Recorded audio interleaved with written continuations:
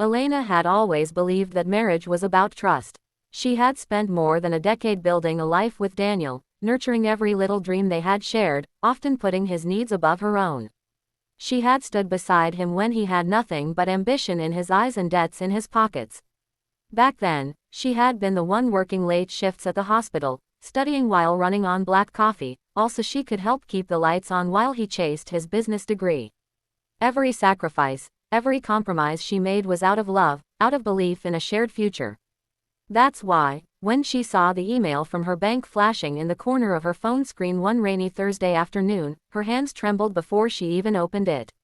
She was at her desk in the small apartment they had called home for years, a mug of tea cooling by her side, papers spread across the table. The message was short, blunt, and devastating: account balance, $0. At first, she thought it had to be a mistake. She refreshed the page. She logged out, then logged back in. Each time, the same reality glared back at her. Her heart thudded painfully in her chest as she scrolled through the transaction history, her eyes burning when she saw the final line: a withdrawal for the entire sum, made by Daniel that morning. She dropped the phone on the table, the sound echoing through the quiet room like a gunshot. For a moment, she just sat there in silence, staring at nothing, her mind refusing to process what her eyes had seen. When the reality finally settled in, it felt like ice creeping through her veins. He had taken everything, not just money, but years of her labor, her dreams, her trust. In the days that followed, whispers began to reach her.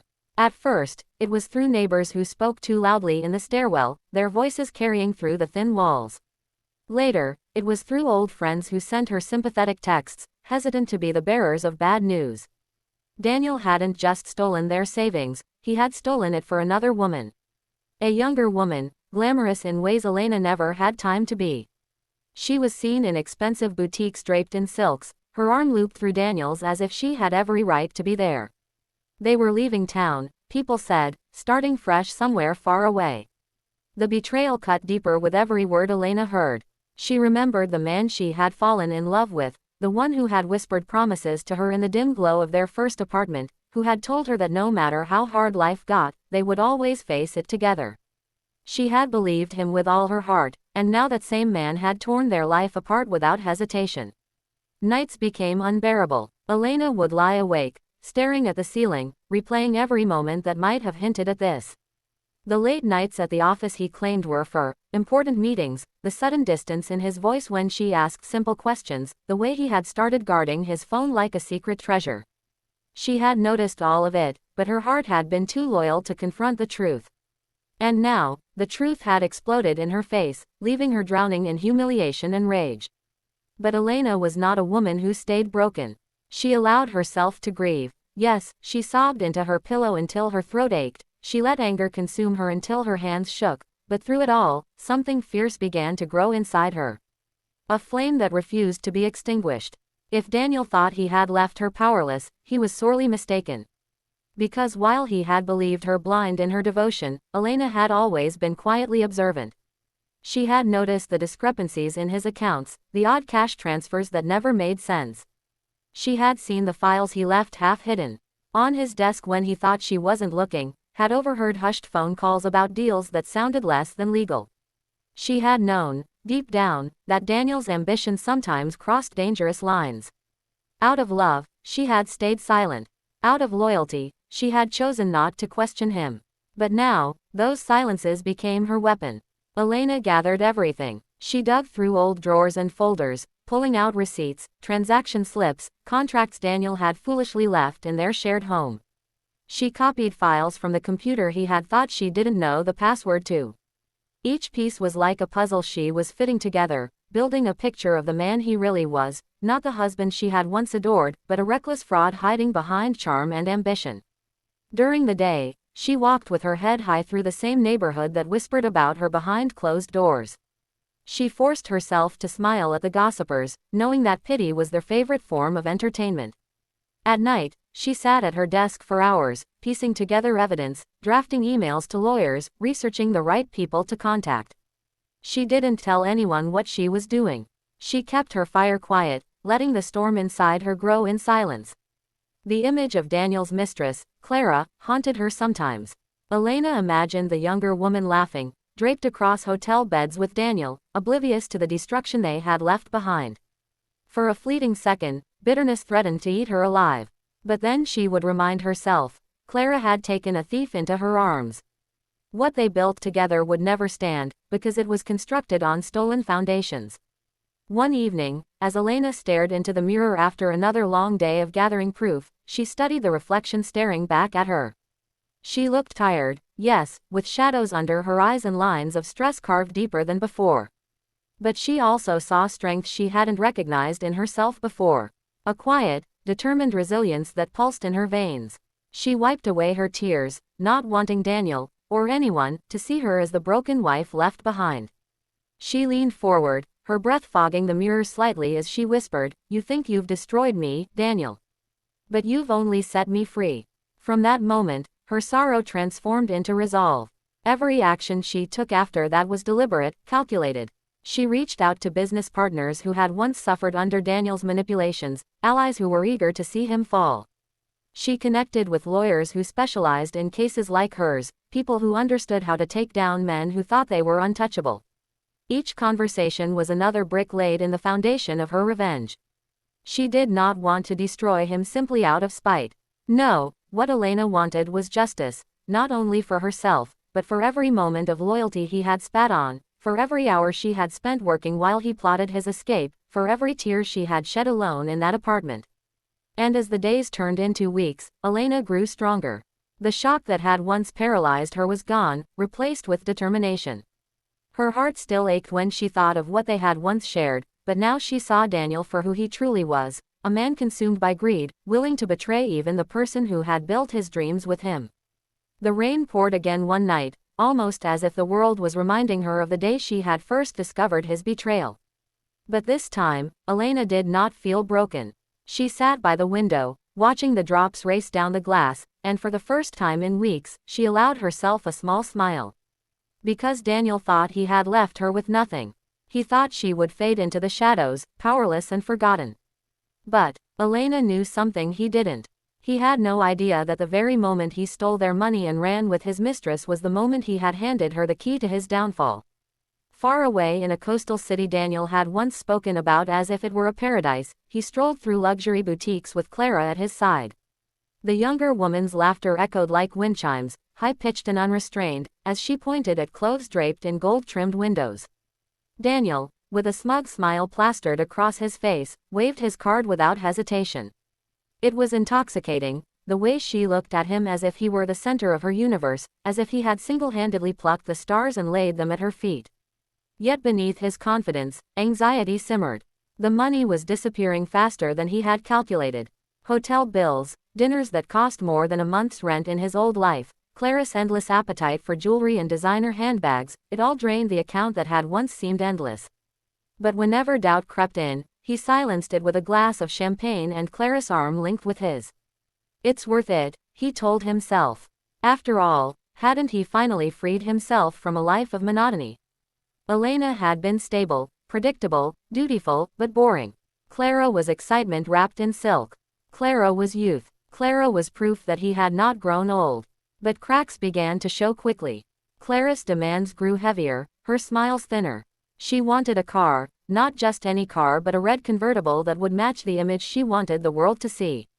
Daniel promised it was coming soon, though he winced inside, already aware the funds wouldn't last. She scoffed at dinners in restaurants he once thought were extravagant, saying she preferred the exclusive ones across the city where waitlists were months long. Each time he gave in, each time he stretched himself thinner, the emptiness in his chest expanded. Then came the phone call. It was a Monday morning. The sun had barely risen, and Daniel was sipping coffee in the hotel suite that smelled of perfume and stale alcohol. He answered lazily, not expecting much beyond routine. But the voice on the other end wasn't routine, it was firm, official, merciless. His accounts were frozen, effective immediately. His company was under investigation. Assets he had thought untouchable had been seized. What? No, that's not possible, Daniel snapped, pacing across the plush carpet. He barked at the caller, demanded explanations, but the cold words only repeated, pending charges, fraud, embezzlement, misuse of funds. The line clicked dead, leaving him staring at the silent phone as if it had betrayed him too. Clara emerged from the bedroom in a silk robe, irritation written on her face. What's with all the yelling? I was trying to sleep. Daniel swallowed hard, forcing a smile that looked more like a grimace. Nothing, just business nonsense. It'll be fine. But it wasn't fine. It was far from fine. By the afternoon, he received another call, from his lawyer this time, though the tone wasn't any warmer. The lawyer informed him bluntly that the evidence stacked against him was overwhelming. Documents had surfaced, linking him to deals he thought had long been buried. Financial discrepancies he believed invisible had been highlighted in bright red ink. There were witnesses, business partners who had come forward, investors who had joined forces. Someone had orchestrated this with precision, and Daniel felt the walls closing in. And then realization dawned on him like a cruel joke. Elena, his wife, the woman he thought too meek, too devoted to ever strike back, was the very person pulling the strings. She had known. Somehow, she had known everything. While he had run off smugly into the arms of his mistress, she had been quietly weaving the net that was now strangling him. For the first time in years, fear gripped him. Not fear of losing money, though that was terrifying enough, but fear of facing Elena again. Because if she had orchestrated this, then she was not the powerless woman he had dismissed. She was something else entirely, something he could not control. Clara, oblivious to the details but quick to sense the shift, demanded answers. Why can't I use the card? Why did it get declined at the store today? What's going on, Daniel? He tried to soothe her, but she was relentless, her shrill voice filling the room. Don't tell me it's nothing. Did you lie to me? Did you drag me here for this? The facade shattered. The next morning, Clara was gone. She left behind the robe, the perfume bottles, and a single note scrawled on hotel stationery, I didn't sign up for broke. Daniel sat alone in the sterile room, surrounded by silence that pressed on his chest like a weight. The champagne bottles were empty, the bills piled high on the desk. His phone buzzed endlessly with calls from creditors, from lawyers, from reporters hungry for a story. He ignored them all, staring instead at the ceiling, replaying Elena's face in his mind, the way she had looked at him the last time they spoke, a mix of love and hurt he had thought would always be there for him to exploit. He was wrong. The court summons arrived a week later. Daniel entered the courthouse flanked by his lawyers, wearing the last expensive suit he owned, though it hung on him like borrowed armor. Reporters swarmed, flashing cameras, shouting questions. He kept his head down, shame burning his skin, until he entered the courtroom and froze. There she was, Elena. She stood with quiet dignity, dressed in a simple but elegant black dress, her hair pulled back neatly, her presence commanding the room more than any designer gown could. She didn't look broken. She didn't look pitiful. She looked powerful. Her lawyers sat beside her, organized, confident, armed with documents that were the very weapons of his undoing. When their eyes met, Daniel expected rage or sorrow. Instead, he saw calm resolve. That, more than anything, broke him. The trial unfolded like a nightmare he couldn't wake from. Evidence after evidence was presented, transactions, contracts, testimonies from people he had wronged. Every lie he had told came back like a boomerang, striking harder each time. His own words, once spoken carelessly in meetings or whispered into phone calls he thought private, now echoed in the courtroom as recordings. And through it all, Elena never flinched. She sat with her hands folded, listening quietly, speaking only when necessary. Her voice was steady, her words precise, every sentence another nail in the coffin of the empire Daniel had once bragged about building. When the verdict was finally read, Daniel barely heard it over the roaring in his ears. The company was awarded to Elena. Fines and repayments loomed over him like mountains he could never climb. His reputation was in ruins. The fortune he had stolen was gone, and the life he had dreamed of with Clara was nothing but ashes.